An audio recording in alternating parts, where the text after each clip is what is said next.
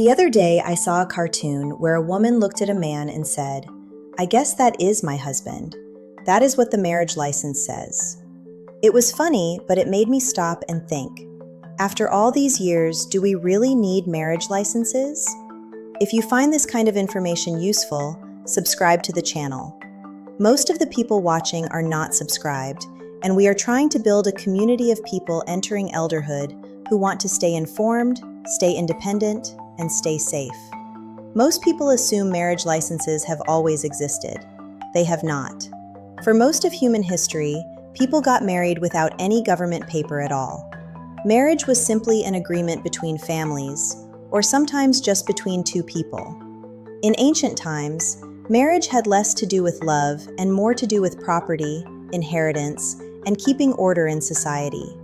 Families wanted to know who belonged to who and who would inherit land, money, and responsibility. Later, the church became involved.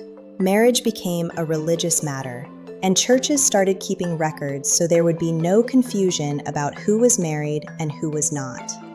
But the marriage license as we know it today came much later, when governments decided they wanted official records too. Why? Not because of romance, because of law, property, taxes, and children.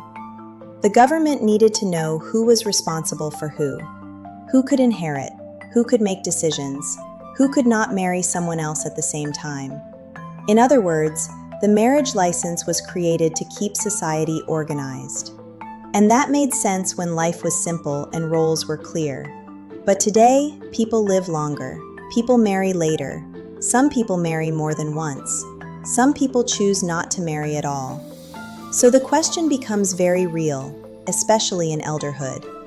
Do we need a license to love someone?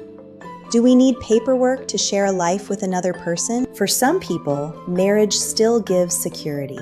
For others, it can create complications. Finances, inheritance, social security, medical decisions, family expectations. All of these can become more complicated with age, not less. That is why many people later in life start asking a question they never asked when they were young. Do we really need marriage licenses, or did we just get used to the idea? This is not about being for or against marriage. It is about understanding that traditions were created for a different time, and every generation has the right to look at them again. In elderhood, we finally have the experience to ask those questions without fear. If this made you think, share this video with 10 people. You never know who might be asking the same question.